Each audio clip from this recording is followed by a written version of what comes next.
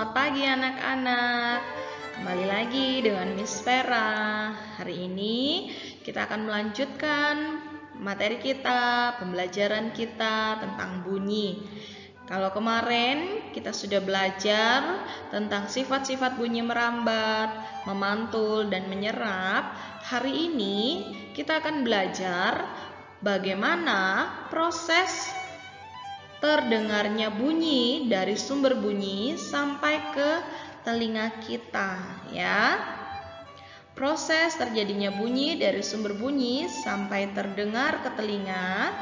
Yang pertama yaitu ragam bunyi berasal dari benda yang bergetar. Masih ingat? Semua benda yang bergetar dan menghasilkan bunyi itu disebut dengan sumber bunyi. Nah, getaran dari suatu benda akan mengakibatkan udara di sekitarnya bergetar. Ketika udara di sekitarnya bergetar, getaran tersebut akan menimbulkan gelombang bunyi di udara. Kalau sudah terjadi gelombang bunyi di udara, apa selanjutnya? Selanjutnya, bunyi kemudian merambat melalui udara dan ditangkap oleh telinga kita. Getaran bunyi mengenai gendang telinga yang berupa selembar kulit tipis. Oke, setelah mengenai gendang telinga, getaran dari gendang telinga menjadi lebih besar di bagian telinga bagian tengah dan diubah menjadi pesan atau sinyal listrik di telinga bagian dalam. Ya, sebelum kita belajar lebih lanjut tentang bagian-bagian telinga, kita akan belajar prosesnya dulu. Bagaimana bunyi bisa terdengar sampai ke telinga. Oke. Setelah sinyal listrik di telinga bagian dalam, sinyal tersebut kemudian diteruskan oleh syaraf pendengaran menuju ke otak yang kemudian menerjemahkannya jenis dari bunyi tersebut. Jadi setelah bunyi diterima oleh syaraf di otak, ya, dan menerjemahkan jenis bunyi apa itu, maka kita bisa mendengar bunyi tersebut. Oh, ini bunyinya lonceng.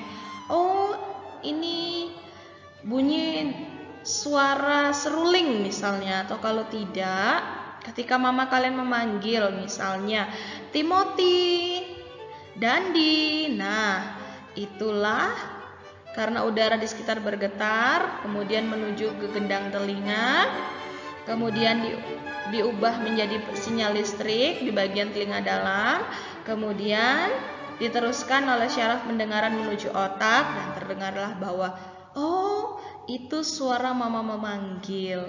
Luar biasa ya Tuhan kita. Tuhan memberikan indera pendengaran yang luar biasa supaya kita bisa mendengar bunyi-bunyi yang ada di sekitar kita, termasuk bunyi burung sedang berkicau, adik yang sedang menangis, mama yang memanggil kalian, dan masih banyak yang lainnya. Kemudian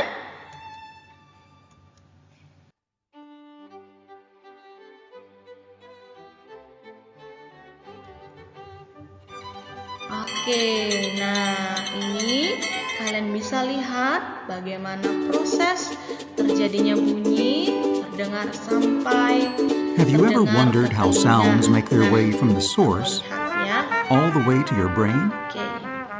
Take a trumpet, for instance. When it's played, it makes sound waves in the air.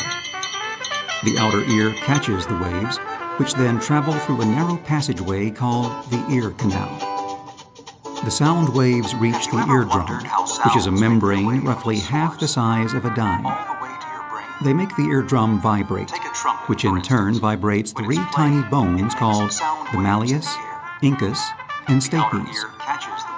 These bones amplify or increase the sound vibrations and send them to the cochlea. The cochlea is shaped like a snail and is the size of a garden pea. It is filled with fluid, and the sound vibrations make this fluid ripple, which creates waves. Hair-like structures called stereocilia sit on top of hair cells and are grouped together as hair cell bundles inside the cochlea. The hair cells inside the cochlea ride these waves, and the hair bundles are moved. The hair bundle on top of the hair cell turns these movements into electrical signals. As the hair bundles are moved, ions rush into the top of the hair cells, causing the release of chemicals at the bottom of the hair cells. The chemicals bind to the auditory nerve cells and create an electrical signal, which travels along the auditory nerve to the brain. Different hair cells respond to different frequencies of sound. The hair cells at the base of the cochlea detect higher-pitched sounds, such as a piccolo or flute. The hair cells toward the top of the spiral detect progressively lower-pitched sounds, such as a trumpet or trombone. At the very top or apex of the spiral, the hair cells detect the lowest-pitched sounds, such as a tuba. The auditory nerve carries the electrical signal to the brain, which interprets the messages as sounds that we recognize and understand.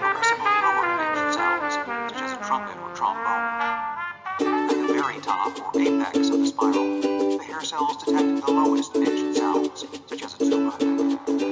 The auditory nerve carries the electrical signal to the brain, which interprets the messages as sounds that we recognize and understand.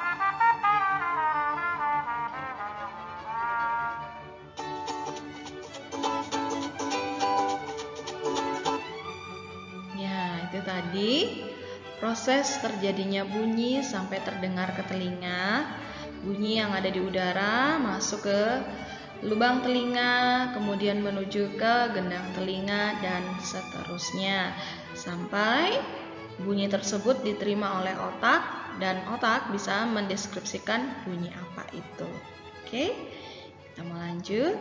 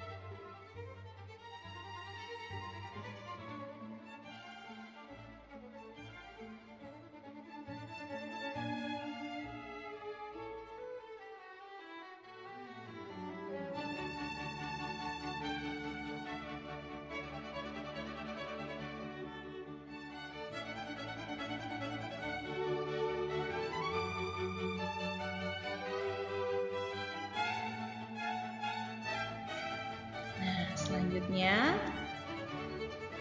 bahwa kita tahu bahwa telinga kita yang Tuhan berikan untuk kita itu memiliki bagian-bagian. Tentu saja bagian-bagian tersebut juga bermanfaat dan memiliki fungsinya masing-masing. Ya. Yang pertama, nah kita mau lihat ini. Perhatikan baik-baik. Nah, sambil kalian memperhatikan gambarnya, berikut adalah bagian-bagian dari telinga. Secara umum, telinga manusia itu ada 3 bagian, yaitu telinga bagian luar ini telinga bagian luar. Kemudian telinga bagian luar terdiri dari apa saja? Ini telinga bagian luar terletak di luar, ya, dan bersentuhan langsung dengan lingkungan. Nah, ini terdiri dari apa saja? Ada daun telinga, lubang telinga, ya. Ada 3 bagian. Sebentar.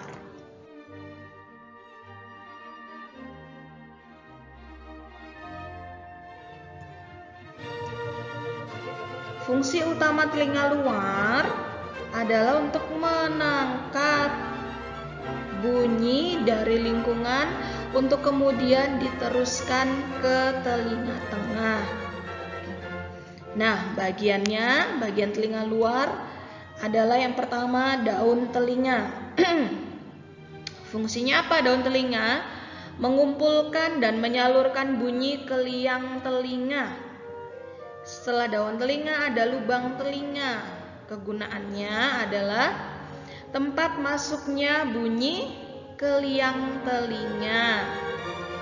Yang ketiga, liang telinga sendiri, yaitu berfungsi untuk meneruskan rangsang bunyi ke gendang telinga. Jadi kalian harus ingat baik-baik, kalian harus hafal baik-baik ya tentang bagian-bagian telinga.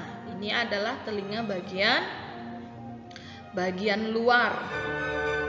Oke, selanjutnya kita mau lihat. Kalau ada telinga bagian luar, nanti ada telinga bagian tengah, ya. Jadi ada 3, telinga luar, telinga bagian tengah, telinga bagian dalam. Fungsi telinga tengah yaitu untuk mengubah gelombang bunyi yang ditangkap telinga luar untuk menjadi getaran. Getaran tersebut kemudian dilanjutkan pada telinga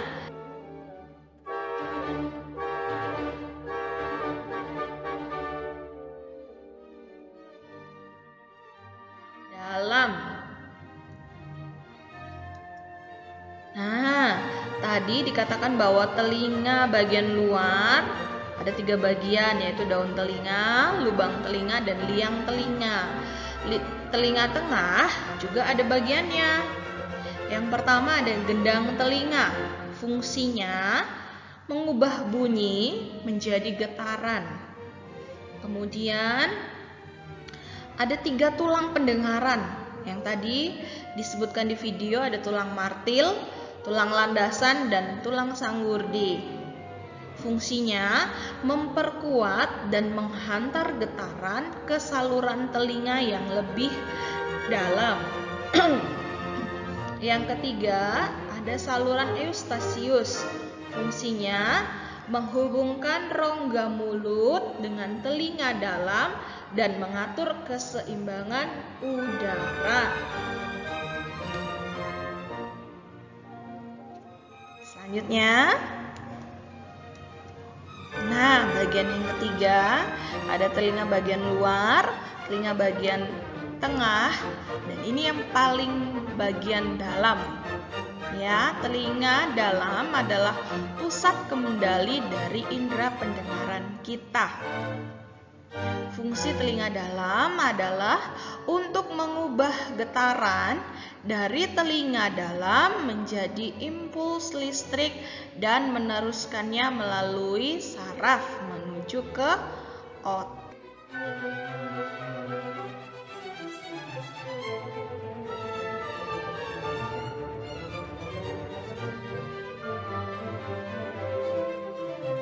Telinga dalam juga terdiri dari beberapa bagian. Yang pertama, 3 saluran setengah lingkaran. Fungsinya untuk menjaga keseimbangan tubuh. Yang kedua, tingkap oval atau jorong untuk meneruskan getaran ke rumah siput, ya. Yang ketiga adalah rumah siput atau koklea, mengubah getaran menjadi impuls dan meneruskannya ke otak. Nah, dari semua bagian tersebut mempunyai perannya masing-masing sehingga dapat menghasilkan informasi ke otak dan akhirnya kita mampu mendengar bunyi secara baik. Kemudian bayangkan kalau telinga kita bagian-bagiannya ada salah satu bagiannya tidak berfungsi. Apa yang terjadi? Kita tidak bisa mendengar atau memperoleh bunyi dengan baik, ya.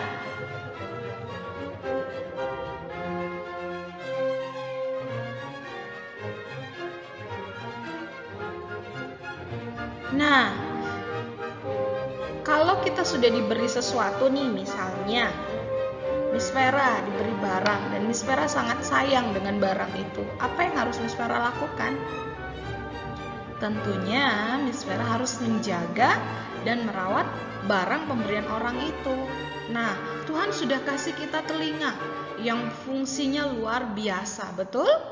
Kita karena ada telinga kita bisa mendengar, keseimbangan tubuh kita terjaga, kita bisa dengar suara mama kita memanggil, dan banyak hal lainnya. Kita bisa mendengarkan musik yang merdu, kicauan burung. Nah, sebagai rasa syukur kita bersyukur karena Tuhan memberikan telinga yang luar biasa, yang memiliki fungsi yang luar biasa. Maka dari itu kita bersyukur. Bagaimana cara kita bersyukur kepada Tuhan? Dengan cara merawat telinga kita tentunya. Bagaimana Miss caranya, Miss? Dibersihkan setiap hari. Kita mau lihat cara merawat telinga. Yang pertama, dengarkan musik dengan volume yang sedang. Jangan terlalu kencang, jangan terlalu keras mendengarkan musiknya, karena akan bisa merusak gendang telinga kita, ya.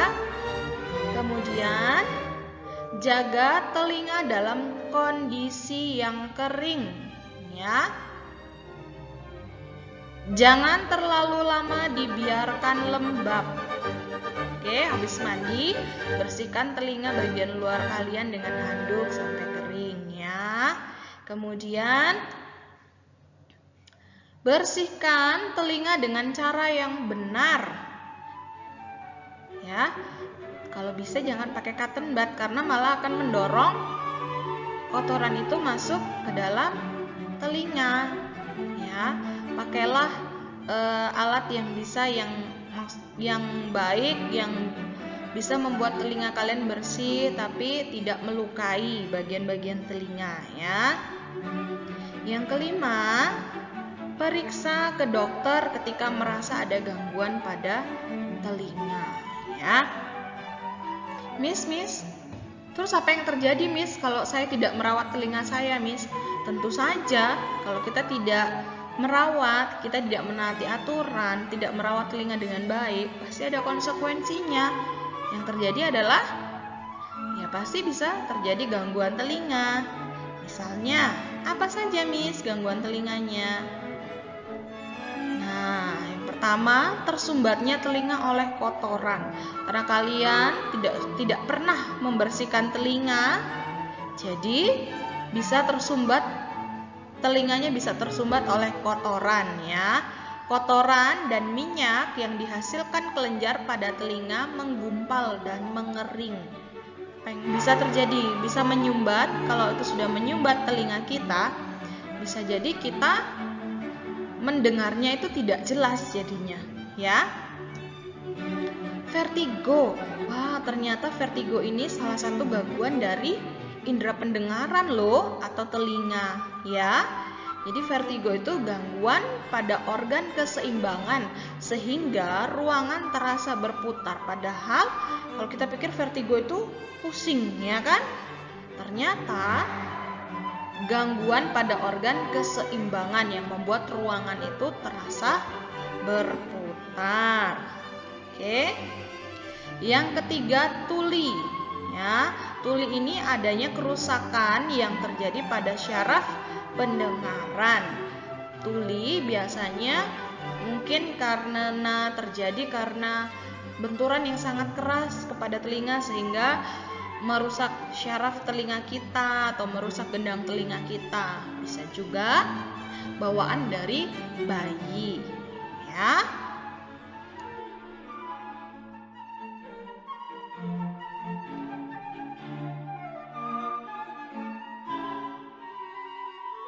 Ya, demikian penjelasan yang bisa Miss Vera berikan buat kalian hari ini.